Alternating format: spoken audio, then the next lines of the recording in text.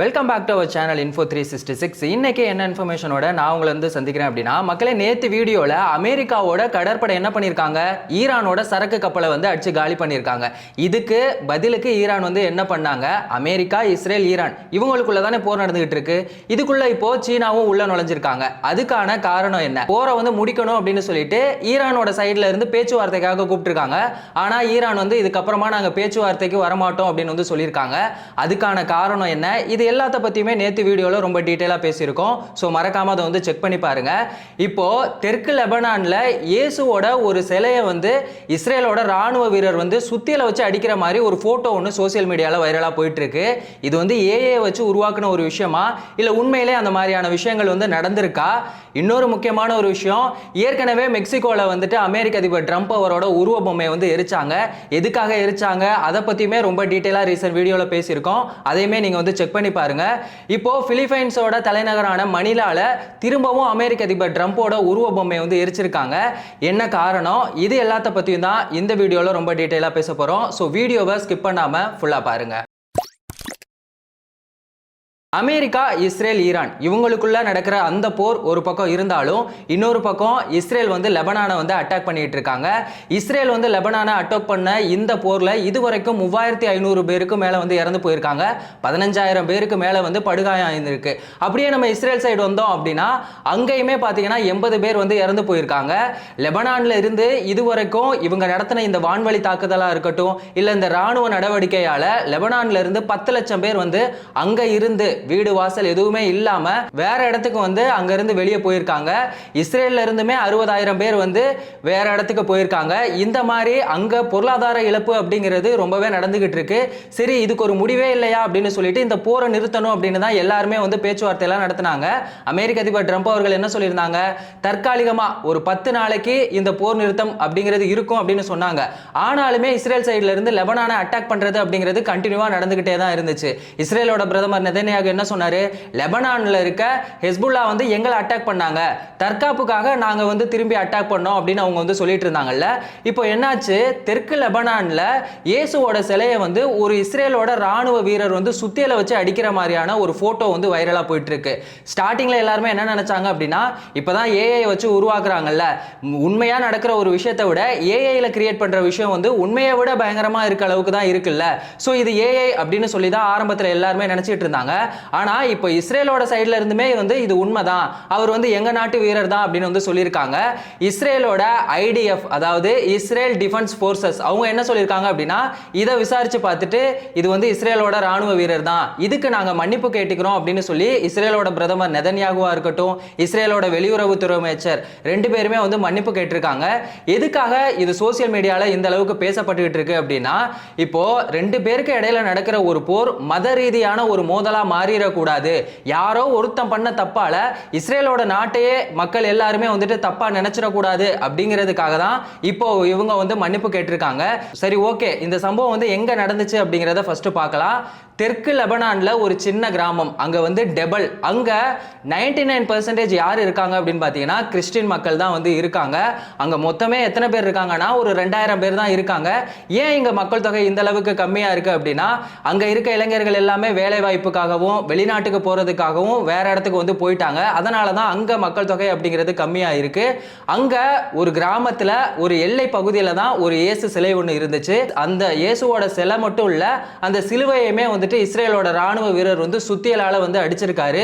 இது வந்து ரொம்பவே தப்பான ஒரு விஷயம். ஏன்னா 2 நாட்டுக்கு இடையில போர் நடந்துகிட்டு இருக்கும்போது மத ரீதியா இந்த மாதிரி ஒரு விஷயம் பண்றதா இருக்கட்டும், இல்ல வழிபாட்டு தலங்களை அட்டாக் பண்றது வந்து ரொம்பவே தப்பான ஒரு விஷயம். இது வந்து ரொம்பவே கேவலமான வெறுப்பான ஒரு விஷயம் அப்படின்னு சொல்லிட்டு இஸ்ரேலோட வெளியுறவுத்துறை அமைச்சருமே வந்து சொல்லியிருக்காங்க. இதுக்காக தான் அவங்க வந்து மன்னிப்புமே கேட்டிருக்காங்க. இது எதுக்காக இப்படி பண்ணியிருக்காங்க தெரியுங்களா, ஒருத்தவங்களை வந்துட்டு நம்ம ஆயுதத்தை வச்சு அட்டாக் பண்றதை விட அவங்க வந்து ஒரு விஷயத்த மக்கள் வந்து நம்புறாங்கல்ல, அந்த நம்பிக்கையை உடைக்கிறது அப்படிங்கிறது ஆயுதத்தை வச்சு அட்டாக் பண்றதை விட அவங்களுக்கு பயங்கரமான ஒரு வழியை கொடுக்கும் அப்படிங்கிறதுக்காக தான் இஸ்ரேல் வந்து இப்படி ஒரு விஷயத்தை பண்ணியிருக்காங்க. ஸோ இது வந்து ரொம்பவே கண்டிக்கத்தக்க ஒரு விஷயம். இந்த விஷயத்தை பண்ண அந்த இஸ்ரேலோட ராணுவ வீரர் மேல ஒரு தகுந்த நடவடிக்கை எடுப்போம் அப்படின்னு சொல்லிட்டு இஸ்ரேலோட அரசுமே சொல்லியிருக்காங்க. ஸோ வெயிட் பண்ணி பார்ப்போம் அவங்க என்ன மாதிரியான நடவடிக்கைகள்லாம் எடுப்பாங்க அப்படின்னு சொல்லிட்டு. இது ஒரு பக்கம் இருக்க, இன்னொரு பக்கம் பிலிப்பைன்ஸோட மணிலா அப்படின்னு சொல்லக்கூடிய தலைநகர்ல அமெரிக்க அமெரிக்க அதிபர் ட்ரம்ப் அவர்களோட உருவ பொம்மையை வந்து எரிச்சிருக்காங்க. எதுக்காக அந்த உருவ பொம்மையை எரிச்சாங்க அப்படிங்கிறத தெரிஞ்சுக்கணும்னா இந்த பிலிப்பைன்ஸுக்கும் சீனாவுக்கும் இடையில என்ன பிரச்சனை போயிட்டு இருக்கு அப்படிங்கிறத நம்ம ஃபர்ஸ்ட் தெரிஞ்சுக்கணும். பிலிப்பைன்ஸ் சீனாவை கம்பேர் பண்ணும்போது ரொம்ப சின்ன நாடு. சீனா என்ன பண்றாங்க, அவங்களோட தெற்கு சீனா கடல் அந்த பகுதியை வந்து பிளாக் பண்ணி வச்சிருக்காங்க. அங்க இருக்க கடலுக்கு அடியில் இருக்க கச்சா எண்ணெயா இருக்கட்டும், இல்ல இயற்கை எரிவாயு எல்லாமே வந்துட்டு எங்களோட கண்ட்ரோல்ல இருக்கு, எல்லாமே எங்களுக்கு சொந்தமானது அப்படின்னு சொல்லிட்டு அவங்க வந்து ரொம்பவே கண்ட்ரோலா அங்க இருக்காங்க. இன்னொரு முக்கியமான ஒரு விஷயம், பிலிப்பைன்ஸ்ல இருக்க மீனவர்கள் இருக்காங்கல்ல, அவங்கள வந்துட்டு அங்க மீன் பிடிக்க போக விடாம தடுக்கிறது, அந்த இருக்க மக்களை வந்து விரட்டி அடிக்கிறது, இந்த மாதிரியான விஷயங்களை வந்துட்டு சீனா வந்து கண்டினியூவா பண்ணிட்டே இருக்காங்க. இவங்களோட ஆதிக்கத்தை அடிச்சு ஒழிக்கணும் அப்படிங்கிறதுக்காக பிலிப்பைன்ஸோட கவர்மெண்ட் என்ன பண்ணிருக்காங்க, நம்ம கிட்ட இருக்க ராணுவத்தால வச்சு அவங்கள வந்து டைரக்டா மோத முடியாது, நமக்கு யாராவது சப்போர்ட் பண்ணா நல்லா இருக்கும் அப்படின்னு சொல்லிட்டு அமெரிக்காவை போயிட்டு சப்போர்ட்க்கு கூப்பிட்டுருக்காங்க. இந்த ரெண்டு நாடுகளும் சேர்ந்து ராணுவ பயிற்சி பண்றதுக்கு பேர் என்ன அப்படின்னு பாத்தீங்கன்னா பாலிகதான் அப்படின்னு சொல்றாங்க. இது வந்து ஒரு பிலிப்பினோ வார்த்தை. இதுக்கு வந்து ஷோல்டர் டு ஷோல்டர், அதாவது தோளோடு தோல் அப்படின்னு சொல்லி அர்த்தம். ஒரு எதிரி நாட்டை அட்டாக் பண்றதுக்கு என்ன மாதிரியான சண்டை பயிற்சிகள்லாம் எடுக்கணும் அப்படிங்கிறது தான் இதோட நோக்கமா இருந்திருக்கு. இப்போ அதனால என்ன பண்ணிருக்காங்க, பிலிப்பைன்ஸ் நாட்டுக்குள்ள அமெரிக்காவோட ராணுவம் வந்து உள்ள வந்திருக்கு. இப்போ பிலிப்பைன்ஸோட கவர்மெண்ட் வந்து அமெரிக்கா உள்ள வந்தா நமக்கு நல்லது அப்படின்னு சொல்லி நினைக்கிறாங்க. ஆனா பிலிப்பைன்ஸ் மக்கள் வந்து அமெரிக்கா வந்து உள்ள வரக்கூடாது அப்படின்னு சொல்லிட்டு அவங்கள வந்து எதுக்குறாங்க. அதுக்கு காரணமா இருக்குது என்ன அப்படின்னா, இப்போ பிலிப்பைன்ஸுக்கும் சீனாவுக்கும் தானே பிரச்சனை, நடுவுல இவன் எதுக்கு தேவையில்லாம உள்ள வரணும், இப்போ இவன் உள்ள வர்றதுனால சீனா கோவமாகி பிலிப்பைன்ஸை காலி பண்ணிட்டா என்ன பண்றது அப்படிங்கிற ஒரு பயத்துல தான் பிலிப்பைன்ஸோட மக்கள் வந்து இருக்காங்க. ஏன்னா அமெரிக்கா வந்துட்டு இந்த ஒரு பிரச்சனை ரெண்டு நாட்டுக்கு இடையில பிரச்சனையை உருவாக்கி விட்டு எனக்கு என்ன அப்படின்னு சொல்லிட்டு ஓடி போயிருவாங்க. நாங்க வந்து அமெரிக்காவை நம்ப தயாரா இல்ல. இன்னொரு முக்கியமான ஒரு விஷயம், பிலிப்பைன்ஸோட மக்கள் பிலிப்பைன்ஸோட கவர்மெண்ட் என்ன சொல்றாங்கன்னா, நீங்க அமெரிக்கா கூட பழக்கம்லாம் வச்சுக்கோங்க, அதெல்லாம் எங்களுக்கு பிரச்சனை இல்லை, ஆனா பிலிப்பைன்ஸுக்குன்னு ஒரு உரிமை இருக்குல்ல, அதையும் மீறி நீங்க வந்துட்டு அமெரிக்காவோட ஒரு நல்ல ஒரு உறவுல இருக்கணும் அப்படின்னு நினைக்கிறது ரொம்ப ஒரு தப்பான ஒரு விஷயம். அது நமக்கே ரொம்ப பெரிய ஆபத்தா ஆயிரும் அப்படின்னு சொல்லிட்டு பிலிப்பைன்ஸோட மக்கள் வந்து நினைக்கிறாங்க. அதை வந்து வெளிப்படுத்துற விதமா தான் பிலிப்பைன்ஸோட தலைநகரான மணிலால என்ன பண்ணிருக்காங்க, அமெரிக்க அதிபர் ட்ரம்ப் அவர்கள் வந்து நம்பர் 1 டெரரிஸ்ட் அப்படின்னு சொல்லிட்டு அவரோட உருவ பொம்மையை வந்து எரிச்சிட்டு இருக்காங்க.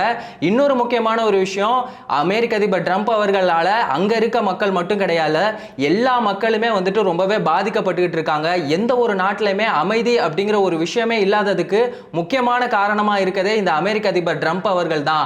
சோ அதை எதிர்த்து தான் இப்போ என்ன பண்ணிருக்காங்க, பிலிப்பைன்ஸோட மக்கள் வந்து அந்த உருவ பொம்மையை வந்து எரிச்சிருக்காங்க. மக்களே நீங்க சொல்லுங்க, அமெரிக்கா வந்துட்டு பிலிப்பைன்ஸுக்குள்ள போனதுனால பிலிப்பைன்ஸுக்கு அது வந்து உதவியா இருக்குமா, இல்ல அமெரிக்காவால அது ஆபத்துல போய் முடியுமா? இஸ்ரேலோட ராணுவ வீரர் இயேசுவோட சிலையை சுத்தியலால அடிச்சு உடைச்சதை பத்தி நீங்க என்ன நினைக்கிறீங்க அப்படிங்கிற உங்க கருத்தை மறக்காம கமெண்ட் செக்ஷன்ல சொல்லுங்க. ஒவ்வொரு தடவை நம்ம எதுக்கு மறக்காம கமெண்ட் செக்ஷன்ல சொல்லுங்கன்னு சொல்லிக்கிட்டே இருக்கோம் அப்படின்னா, நான் பேசுறது சரியா இல்ல தப்பா, என்ன மாதிரியான விஷயங்கள் எல்லாம் நான் மாத்திக்கணும் அப்படிங்கிறத நீங்க சொன்னா மட்டும்தான் அதை தெரிஞ்சுக்கிட்டு நான் மாத்திக்க முடியும். அதுக்காக தான் ஒவ்வொரு டைமுமே வந்துட்டு மறக்காம கமெண்ட் பண்ணுங்க அப்படின்னு சொல்லிட்டு இருக்கோம். ஸோ தொடர்ந்து நீங்க சப்போர்ட் பண்ணுங்க. இந்த இன்ஃபர்மேஷன் உங்களுக்கு யூஸ்ஃபுல்லா இருந்துச்சா, இந்த மாதிரியான எந்த ஒரு இன்ஃபர்மேஷனா இருந்தாலும் அதை 10 நிமிஷத்துல தெரிஞ்சுக்கணும் அப்படின்னா நம்ம சேனலை மறக்காம சப்ஸ்கிரைப் பண்ணுங்க, உங்க ஃப்ரெண்ட்ஸுக்கும் ஷேர் பண்ணி சப்போர்ட் பண்ணுங்க. வேறொரு வீடியோல வேறொரு இன்ஃபர்மேஷன்ல திரும்பவும் சந்திக்கலாம்.